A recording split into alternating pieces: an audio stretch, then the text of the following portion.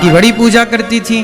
अच्छा देखो, यदि भक्तों के घर कोई दुख आ जाए ना, तो दुनिया ये बात जरूर कहता है कि तुम तो बहुत बड़े भक्त थे, तुम्हारे ऊपर ये संकट क्यों आ गया? तुमने तो भगवान की बहुत पूजा की, तुमने तो बहुत व्रत जप तप किए, सदा अच्छे मार्ग पर चले, फिर तुम्हारे घर में ये संकट क्यों?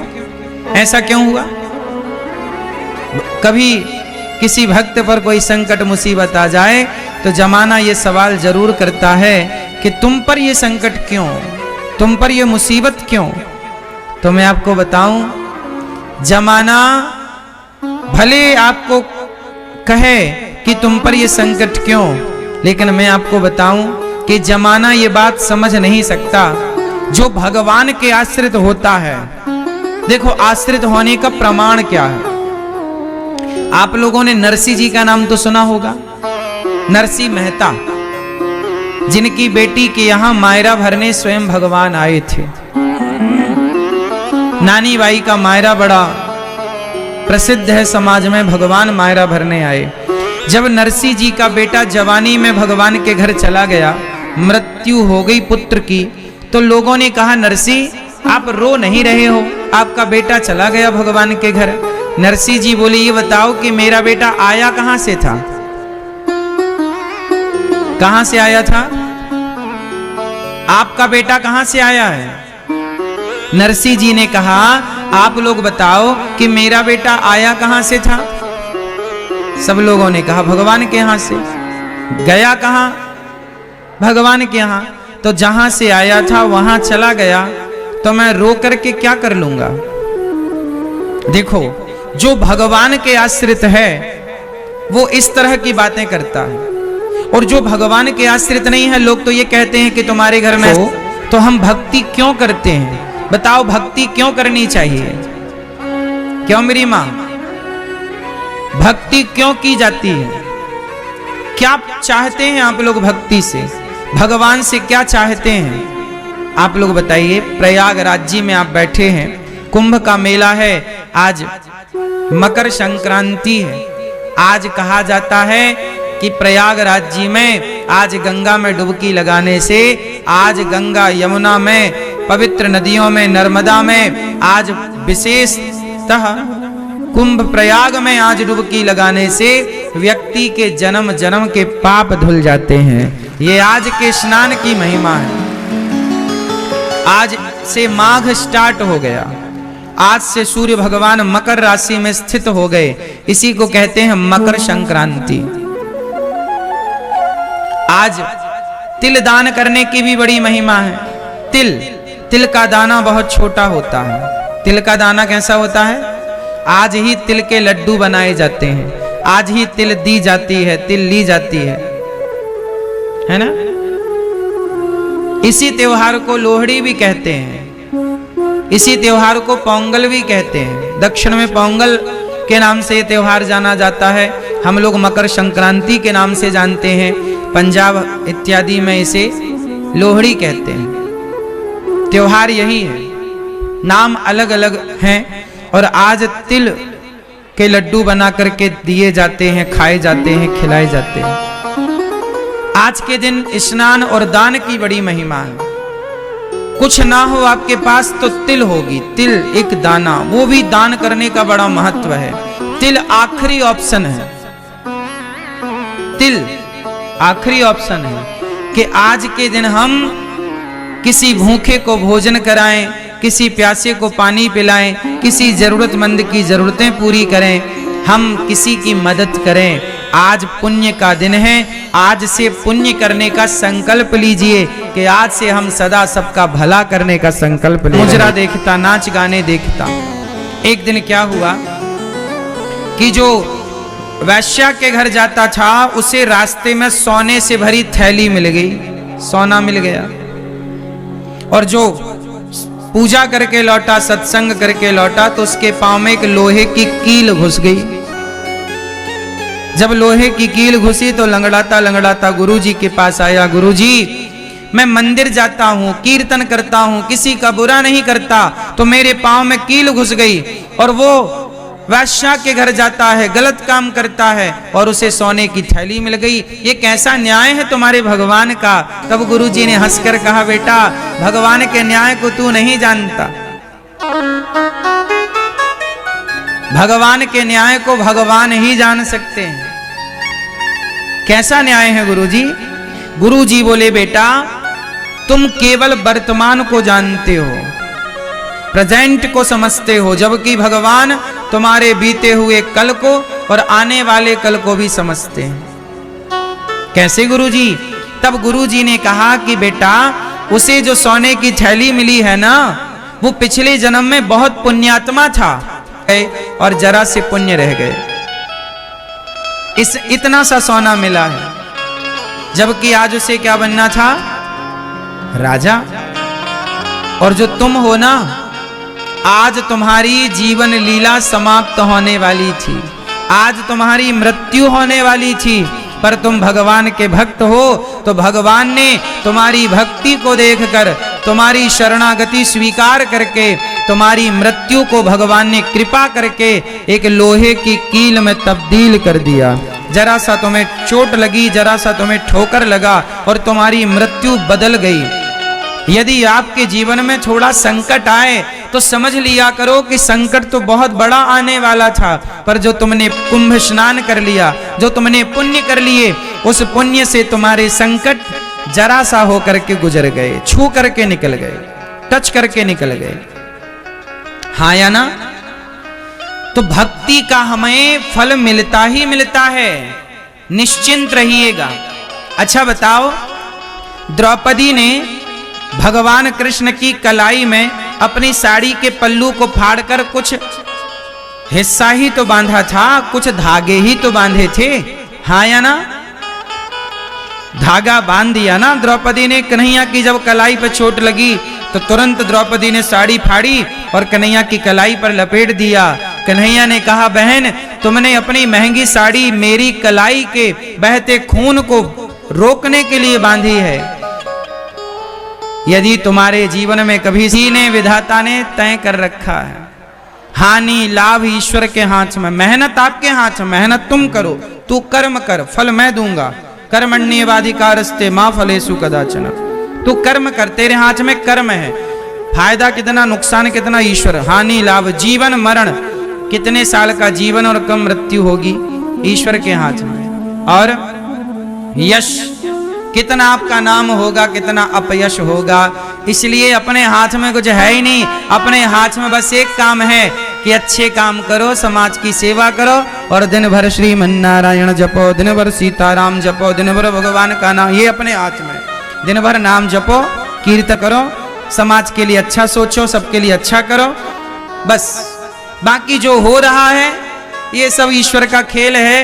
वो भेजे तो आए, वो बुलाए तो जाएं, हमारा कुछ भी नहीं है। हर हाल में खुश रहना चाहिए।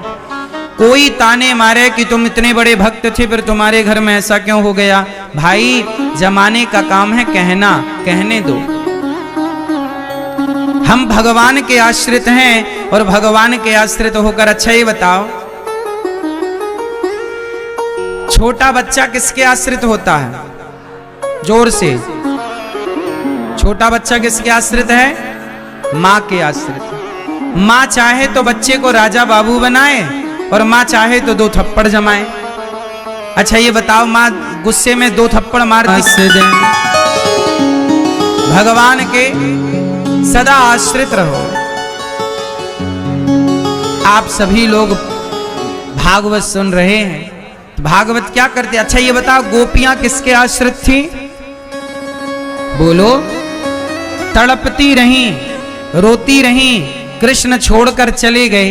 एक मैया मेरे पास आई प्रश्नोत्तरी में कुछ दिन पहले, कहीं और की बात है। वो मैया मेरे से बोली, एक स्त्री बोली, महाराज मेरे पति जेल चले गए तो मैंने एक पराये आदमी से संबंध बना लिया। क्यों? बोले महाराज जी मजबूरी थी। हमने कहा कौन सी मजबूरी? बोले 4 साल से आदमी जेल में है। हमने कहा मैया तुम 4 साल भी ना रह पाई और अपने चरित्र को बिगाड़ लिया। प्रश्नोत्तरी में उन्होंने ये पूछा। अब मैं आपको एक बात बताऊं कि संसार के लोग, पति चला जाता है ना तो कुछ लोग दूसरा ब्याह कर लेते हैं, पत्नी मर जाए तो आदमी दूसरा ब्याह कर लेता है। लेकिन गोपियां कृष्ण के बिना 100 वर्षों तक तड़पती रहीं, लेकिन कृष्ण के अतिरिक्त किसी और के बारे में सोचा भी नहीं।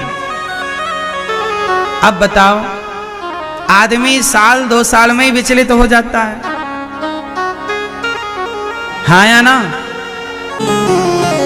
एक भगवान के भरोसे, भागवत क्या करती हैं? भगवान के भरोसे कर देती हैं। जैसे आप और आपका परिवार, आप दोनों हाथ उठाकर भगवान से बस यही कहो कि हे प्रभु, ये दासी बहुत स्वागत वंदन, सबका बहुत बहुत अभिनंदन, सबको जय श्रीमन नारायण, जय श्री कृष्णा, जय गौरी गोपाल, राधे राधे।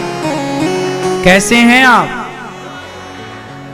जब आपसे कोई पूछे कैसे हैं आप, तो कहा करिए प्रभु के आश्रित हैं,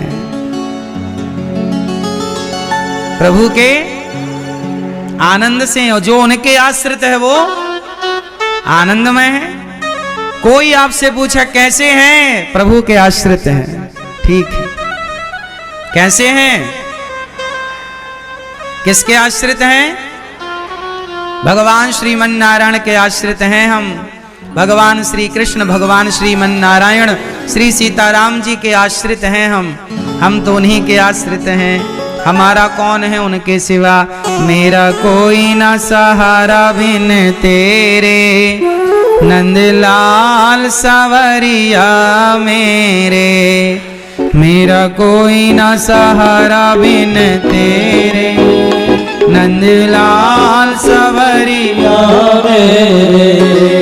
हरि आ जाओ, हरि आ जाओ, हरि आ जाओ, हरि आ जाओ। मेरी नहीं मिलती ही मिलती, इसमें क्या किंतु और क्या परंतु।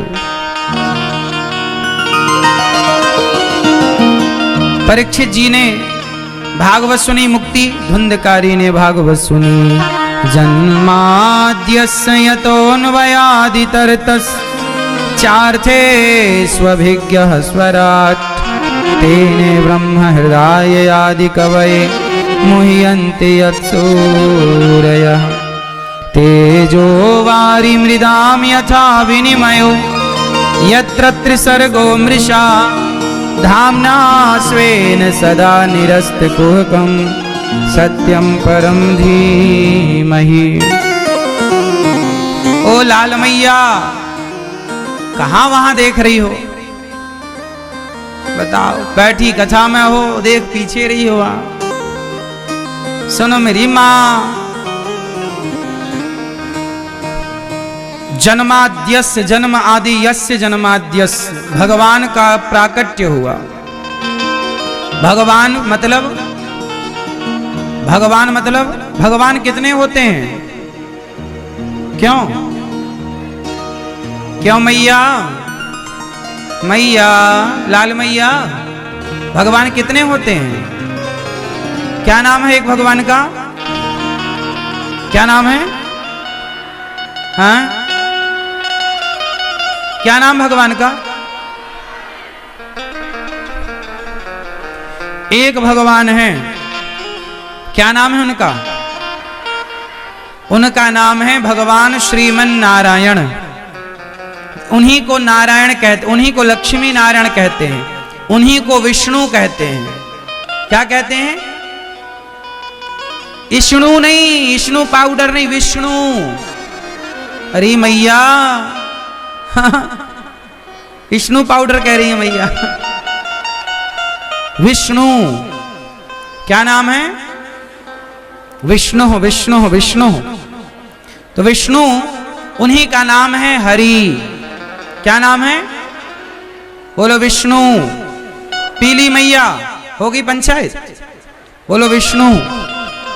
विष्णु, नारायण, हरि, उन्हीं का नाम है राम।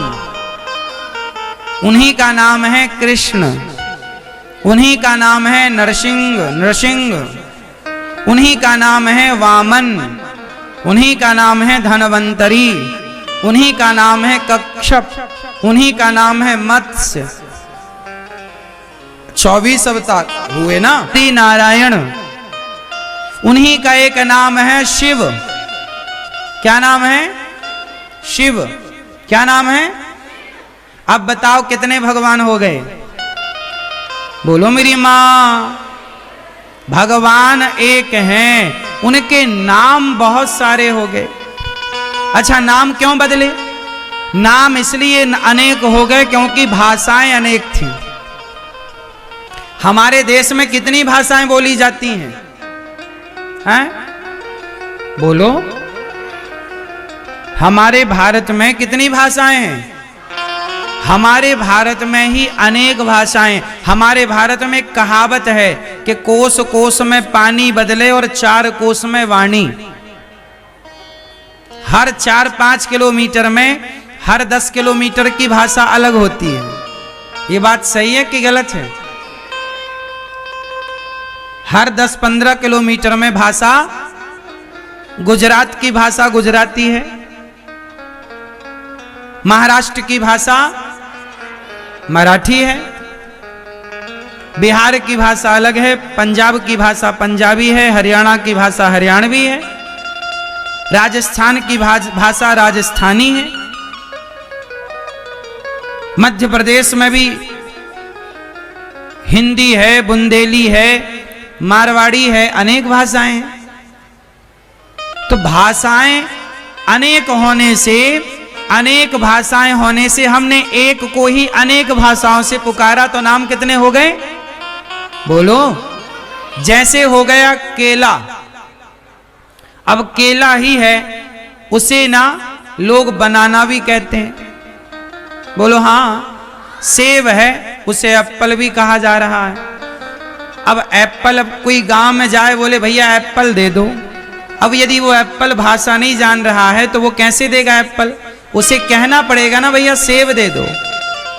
बोलो हाँ। भाषाएं तो बदल गई ना मेरी मां, वस्तु तो नहीं बदली ना। केला नहीं बदला पर केले के नाम बदल गए। उसी तरह भगवान एक ही है। अनेक भक्तों ने अनेक भाषाओं से अपने अपने ढंग से उन्हें पुकारा। तो कोई उन्हें राम कहकर बुलाया तो किसी ने कृष्ण कहा, किसी ने नारायण कहा तो किसी ने हरि कहा। जाकी रही भावना जैसी, प्रभु मूरत देखी तिन तैसी। एक ही भगवान को अनेक लोगों ने देखा तो अनेक नामों से पुकारा। किसी ने उन्हीं को जगन्नाथ कहा, किसी ने उन्हीं को विट्ठल नाथ कहा, किसी ने उन्हीं को द्वारिका नाथ कहा, किसी ने उन्हीं को बिहारी जी कह दिया। बोलो हाँ कि ना। अब आप लोग कंफ्यूज हो गए कि बिहारी जी अलग हो गए, विट्ठलनाथ जी अलग, द्वारिकाधीश जी अलग, जगन्नाथ जी। कुछ भी अलग नहीं है। चाहे राम कहो, चाहे कृष्ण कहो, चाहे नारायण कहो, सारे नामों का मतलब एक है। बात सही है कि गलत है? कंफ्यूज हो गए लोग। अच्छा ये बताओ, गंगा मैया कहां से निकली हैं? बोलो। गंगा मैया कहां से निकली? तो ब्रह्मा जी ने बिना देर किए भगवान के पांव का अंगूठा, चरणों को धुल लिया। उनके कमंडल में जल था ब्रह्मा जी के, तो जल डाला और धुल करके वही चरणामृत अपने कमंडल में भर लिया। किसने? बोलो। ब्रह्मा जी ने। किसने भर लिया? भगवान नारायण का, मतलब भगवान वामन जी के चरण धुलकर ब्रह्मा जी ने कहां भर लिए? अपने कमंडल में। और वामन भगवान ने जब 3 पग भूमि ले ली, राजा बलि के मस्तक पर तीसरा पग रखा, वो लीला हो गई पूरी। इसके बाद राजा सगर के पुत्र हुए असमंजस, फिर अंशुमान, फिर उनके दिलीप, फिर हुए भगीरथ। क्या नाम पड़ा?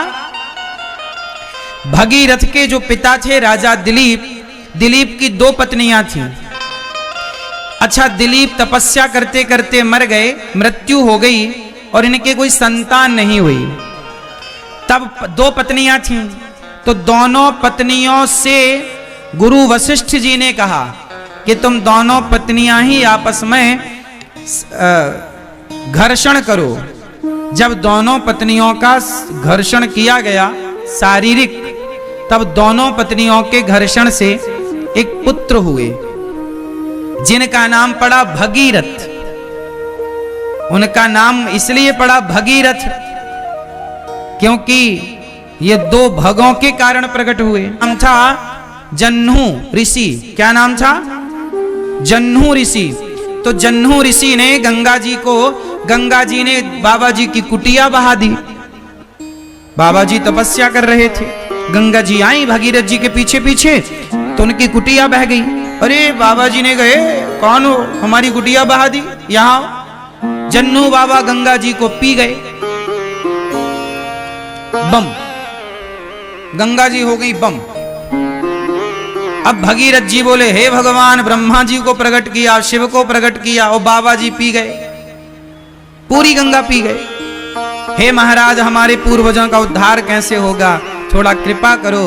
तब जन्हू ऋषि ने अपनी जांघ से गंगा जी को प्रकट किया, इसलिए गंगा जी का एक नाम है जाह्नवी। गंगा मैया का एक नाम क्या है? जाह्नवी। फिर गंगा मैया वहां से चली तो आगे 7 हरिद्वार के ऊपर ना 7 बाबाओं की कुटिया थी, सप्त ऋषियों की। तो गंगा जी को लगा कि एक बाबा की कुटिया बहाए तो पी गए, यहां 7 साधु हैं, यदि बहा देंगे तो फिर तो निकलेंगे भी नहीं। तो गंगा मैया ने 7 संतों की कुटिया को बचाते हुए आगे बढ़ी, तो गंगा मैया की 7 धाराएं हो गईं। तो हरिद्वार के ऊपर गंगा मैया की कितनी धाराएं हैं? 7 धारा है। वो 7 ऋषियों को बचाने के कारण हो गई। फिर वही गंगा मैया जब चली तो चलती चलती चलती चलती जब वो प्रयाग पहुंची तो गंगा मैया के सामने प्रयाग में भी एक संकट आकर खड़ा हो गया। प्रयाग में गंगा मैया आगे नहीं बढ़ी, गंगा मैया हाथ जोड़ के खड़ी हो गई। किसके सामने? बोलो बोलो, यमुना मैया के सामने। क्यों? क्योंकि यमुना मैया कौन है भगवान की? जोर से, जोर से। यमुना मैया है भगवान की पत्नी। भगवान कृष्ण की चौथी कौन है? यमुना मैया भगवान कृष्ण की चतुर्थ पटरानी है। यमुना मैया कौन है? विरजा नदी। बैकुंठ में एक नदी है विरजा, वही विरजा महारानी भगवान कृष्ण की लीला के समय यमुना महारानी बनकर प्रकट हुई और भगवान श्री कृष्ण की पत्नी है यमुना। यमुना मैया कौन है भगवान की? जोर से। अच्छा, तो गंगा मैया हाथ जोड़ के खड़ी हो गई, हे मां आप आज्ञा करिए मैं कहां जाऊं। तब यमुना मैया ने कहा, गंगा आ मेरे गले से लग जा। तब गंगा मैया को यमुना जी ने अपने गले से लगाया और गंगा मैया ने कहा, यमुना मैया ने कहा, बहन आज से आगे की यात्रा अब तू करेगी, आगे तेरे नाम से जाना जाएगा, मैं अपनी यात्रा यहीं पूरी करती हूं। तो यमुना मैया की यात्रा प्रयाग में पूरी हुई और यहां से आगे किसकी यात्रा चालू हुई? यमुना मैया की आज्ञा से चालू हुई। किनकी आज्ञा से चालू हुई? हाँ, यमुना मैया की आज्ञा से चालू हुई। यहां एक तीसरी नदी भी है जो जब मां अपने बेटी के बालों में चोटी करती है, क्यों मैया आप लोग बालों की चोटी करती हो ना अपनी बेटी की या अपने पोती की, बहन की, तो चोटी करते समय कितने धाराएं निकालती? तो व्यास जी के कारण सरस्वती मां फिर वहां से थोड़ी दर्शन होता है उनका, थोड़ा सा दर्शन होता है और उसके बाद से फिर वो धारा ऊपर की जगह नीचे से चल पड़ती हैं और वही धारा प्रयागराज जी पहुंचती हैं और यहां संगम होता है। इसलिए प्रयाग में कितने अक्षर हैं? प्रा या ग। प्रा मतलब छिपी हुई, प्रा मतलब पृथ्वी के नीचे छिपी हुई कौन? सरस्वती। प्रा, या से यमुना, प्रयाग। गा से 3 अक्षर हैं और तीनों अक्षर तीनों नदियों का प्रमाण दे रहे हैं। प्रयाग, प्रा मतलब पृथ्वी पर छिपी हुई, पृथ्वी पर छिपी हुई माता सरस्वती। प्रा, या मतलब यमुना, गा मतलब हाँ। अब देखो यहां पर तीनों का क्रम देखिएगा। पहले कौन है? पहले है सरस्वती, इसलिए प्रा। फिर दूसरे नंबर पर हैं यहां यमुना जी, या प्रा या। गंगा जी सबसे बाद में आई, भागीरथ जी के कहने से आई, उनके साथ आई, भगवान की चरण पदी है। तो गा आखिरी में है, प्रयाग आखिरी में क्या है? गा, गंगा। तो यहां पर मां भगवती यमुना जी ने गंगा मैया को अपने गले से लगाकर उन्हें सम्मानित किया।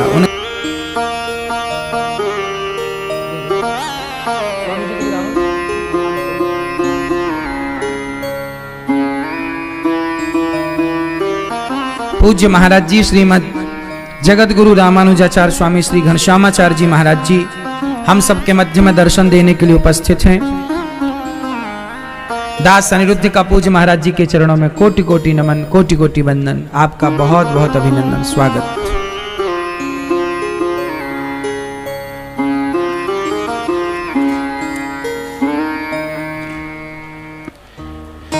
तो प्रिय भक्तों, आप लोग बहुत भाग्यशाली हैं कि प्रयागराज जी की पावन धरा पर हम सबको बैठने का, पावन दरस परस करने का हम सबको लाभ मिला। और यमुना मैया, देखिए यमुना मैया की बड़ी कृपा है कि दास अनिरुद्ध को अपने चरणों में स्थान देकर वृंदावन धाम में गौरी गोपाल भगवान की कृपा से खूब खूब सेवाएं वृद्ध माओं की अखंड रसोई की चला रहे हैं। किसकी कृपा? यमुना मैया की कृपा। गंगा च यमुना चैव गोदावरी सरस्वती नर्मदा सिंधु कावेरी। ये जो हमारी पावन नदियां हैं ना, जब आप लोग स्नान किया करो तो अपने घर में ही स्नान किया करो। भागवत जी में 24 अवतारों की बात कही गई है। भागवत जी में सर्व वेदेतिहासानाम सारम सारम समुद्रतम, सार सार की बात कही गई है। जिनमें 24 अवतारों में कभी आप ये भावना रखो कि राम और कृष्ण अलग हैं।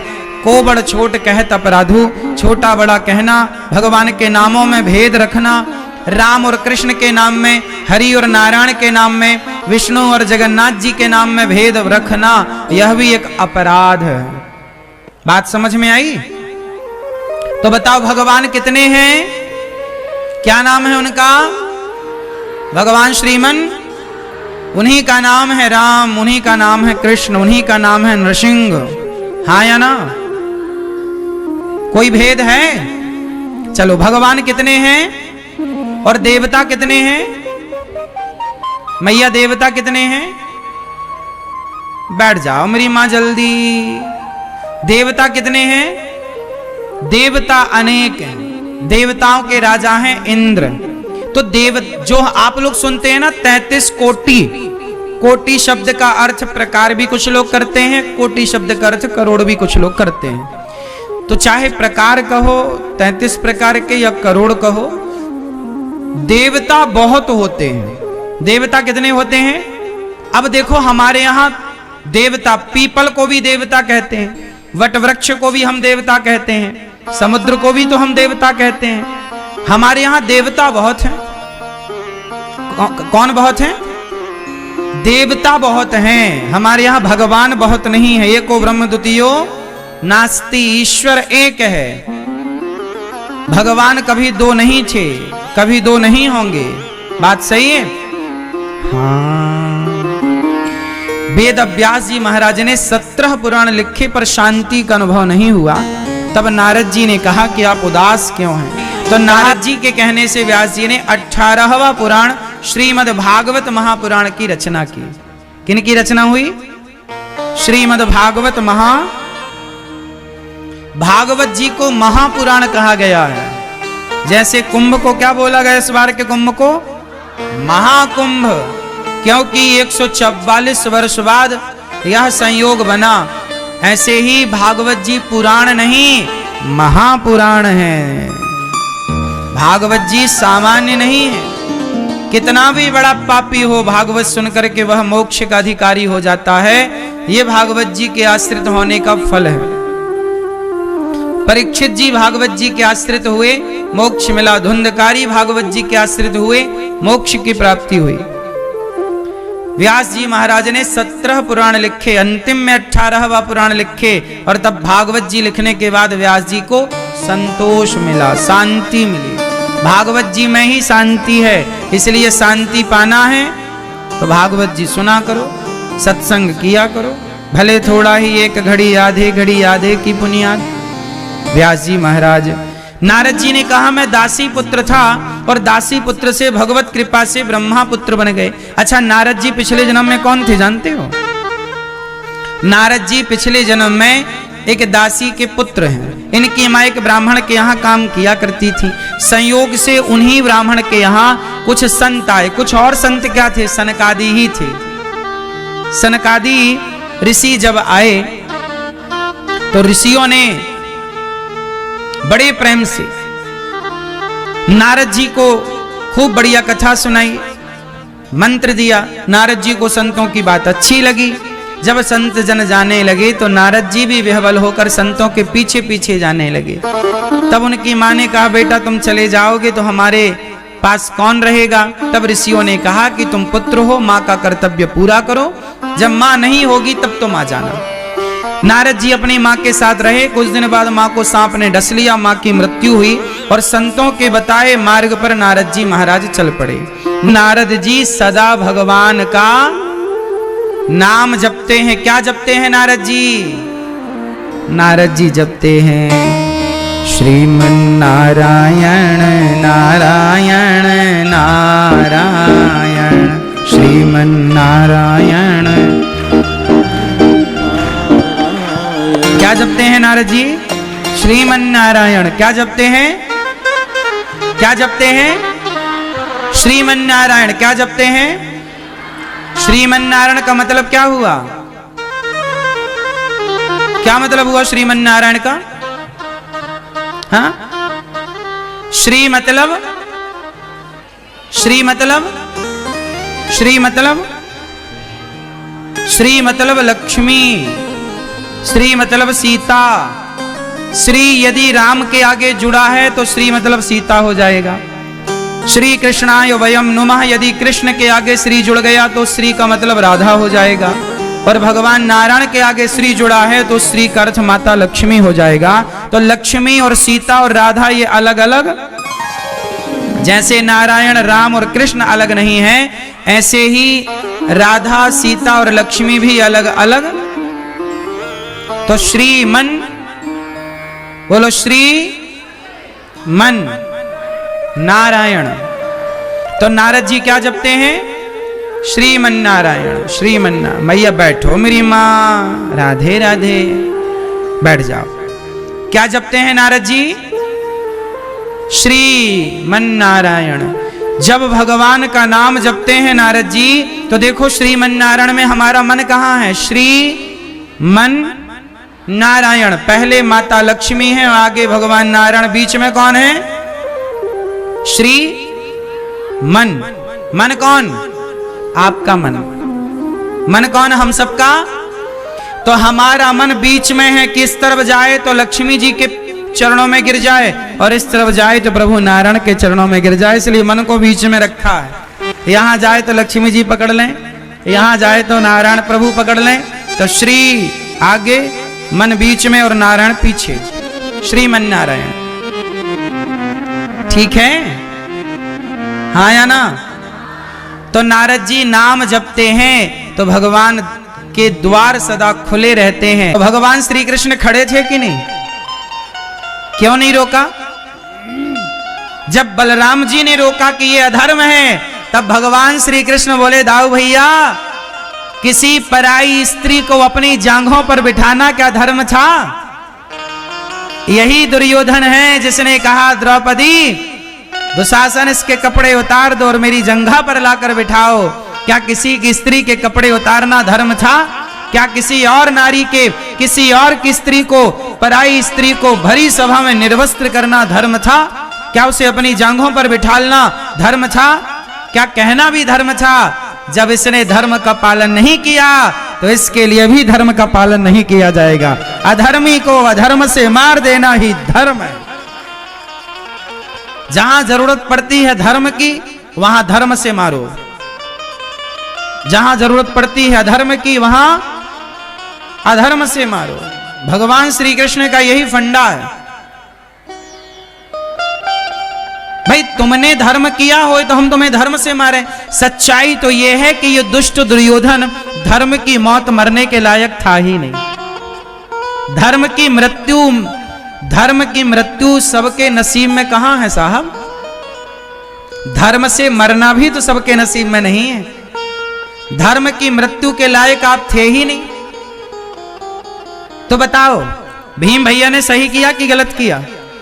हाँ, तुमने भरी सभा में जब किसी के कपड़े उतारने में तुमने धर्म का मुंह नहीं देखा, धर्म का ख्याल नहीं किया, धर्म का आचरण नहीं किया, तो अब धर्म का मुंह सुग्रीव प्यारा। अच्छा एक बात बताओ, मैया मैया, ओ पंचायती मैया, हो गई पंचायत? क्या चल रही है पंचायत? सुनो, अच्छा एक बात बताओ, भगवान राम पर एक आरोप लगता है कि राम जी ने बाली को छिप करके क्यों मारा? लगता है कि नहीं? राम जी पर आरोप क्या लगता है कि राम जी ने बाली को छिप करके क्यों मारा? जानते हो छिप के क्यों मारा? आज मैं पूरी स्थिति आपको समझाऊं कि राम जी ने बाली को छिप करके ही क्यों मारा। ये बहुत उलझी हुई गुत्थी है, आज इसे कुछ सुलझाने का प्रयास करेंगे। सुनो, सबसे पहले आपको यह जानना होगा कि राम जी और सुग्रीव की मित्रता हुई जब पहली बार हनुमान जी राम जी को सुग्रीव के पास लेकर आए। अग्नि की साक्षी करा के हनुमान जी ने सुग्रीव और राम की मित्रता कराई। सुग्रीव और राम कौन हो गए? जोर से, कौन हो गए? मित्र। कौन हो गए? सखा, मित्र हो गए। जो न मित्र दुख होहि दुखारी, तिनहि बिलोकत पातक भारी। राम जी ने कहा सुग्रीव मित्र, अब तुम हमारे मित्र हो, ये बताओ कि तुम इस जंगल में, इस पर्वत पर क्यों रहते हो? तुम्हारी पत्नी, तुम्हारा परिवार कहां है? तब सुग्रीव ने कहा